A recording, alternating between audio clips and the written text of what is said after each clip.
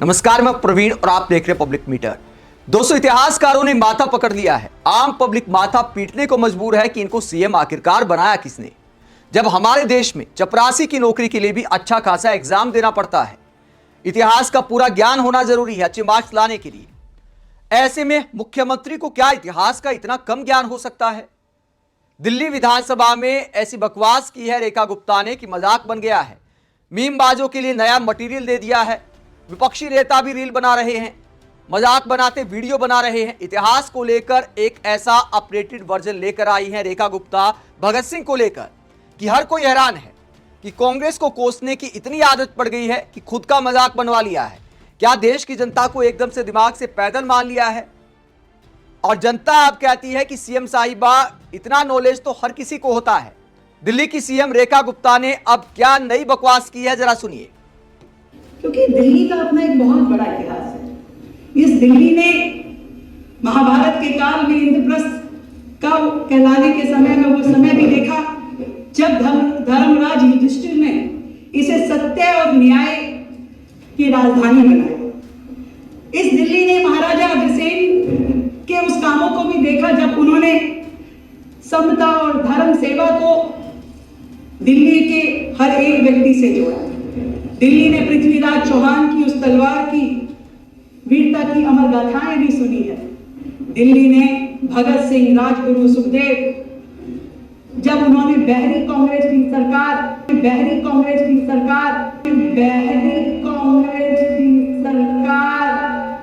के खिलाफ असेंबली में बम फेंका था, उस क्रांति का बिगुल भी सुना है।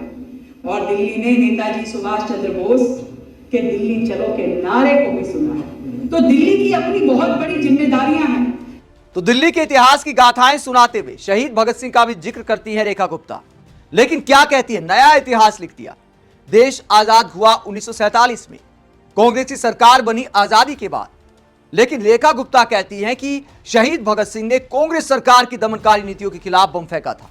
कांग्रेस सरकार के खिलाफ प्रोटेस्ट करते हुए बम फेंका था दिल्ली असेंबली में। हकीकत क्या है? 8 अप्रैल 1929 को, छोटे बच्चों को भी पता है जो इतिहास पढ़ते हैं, 8 अप्रैल 1929 को दिल्ली असेंबली में शहीद भगत सिंह ने दिखाने के लिए एक बम फेंका था। किसी को नुकसान पहुंचाने के लिए नहीं था, खाली जगह पर फेंका गया था और उसके बाद हंसते हंसते गिरफ्तारी दी थी। 8 अप्रैल 1929 को अंग्रेजी सरकार के खिलाफ, अंग्रेजों के खिलाफ प्रोटेस्ट था। अंग्रेजी सरकार के एक पब्लिक सेफ्टी बिल के खिलाफ प्रोटेस्ट था और भी बहुत सारी नीतियों के खिलाफ गिरफ्तारी दी थी। और दिल्ली असेंबली में वो बम फेंका था सिर्फ सांकेतिक तौर पर। कांग्रेस को कोसने की इतनी आदत पड़ गई है कि आजादी से पहले भी कांग्रेस की सरकार बना दी।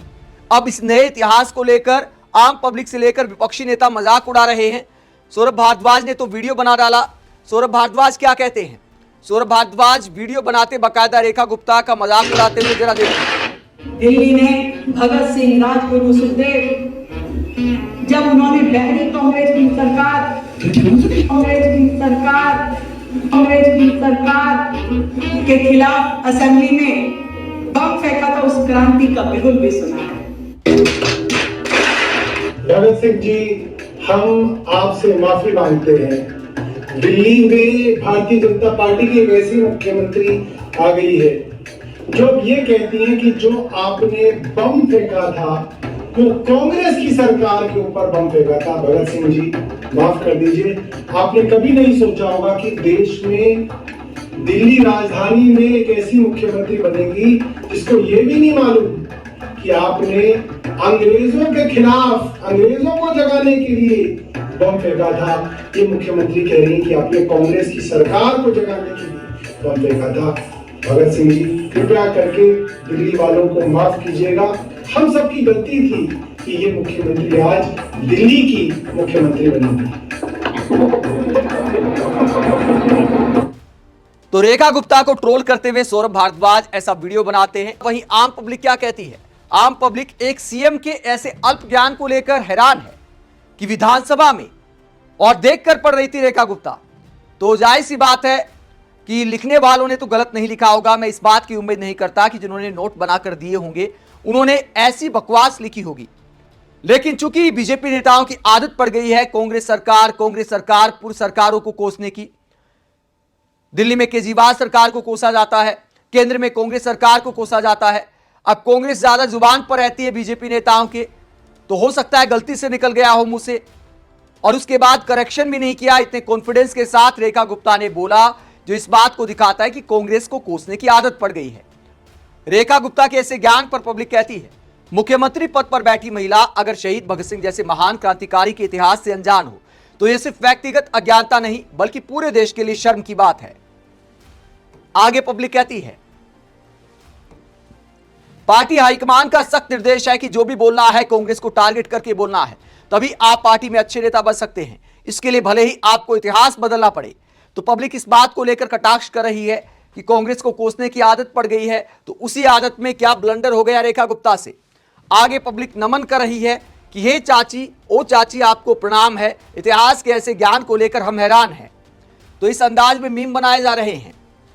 इसके बाद पब्लिक कहती है, इतिहास की किताब शायद व्हाट्सएप यूनिवर्सिटी के सिलेबस में नहीं थी, इसलिए शहीद भी कंफ्यूज हो गए, अंग्रेज छोड़कर पार्टी ढूंढने लगे। थोड़ा इतिहास पढ़ लो, देशभक्ति अपने आप समझ आ जाएगी। आगे पब्लिक कहती है, भगत सिंह के बलिदान को अपनी ओछी राजनीति की ढाल मत बनाइए। वो इंकलाब ब्रिटिश राज के खिलाफ था, आपकी आईटी सेल की स्क्रिप्ट के लिए नहीं। इतिहास के पन्ने फाड़ने से सच नहीं बदलता, बस आपकी अज्ञानता का डंका पूरी दुनिया में बज जाता है। भगत सिंह को तो कम से कम चैन से रहने दो। आगे पब्लिक कहती है, मतलब हमारे क्रांतिकारियों ने नेहरू जी के खिलाफ स्वतंत्रता संग्राम लड़ा था क्या?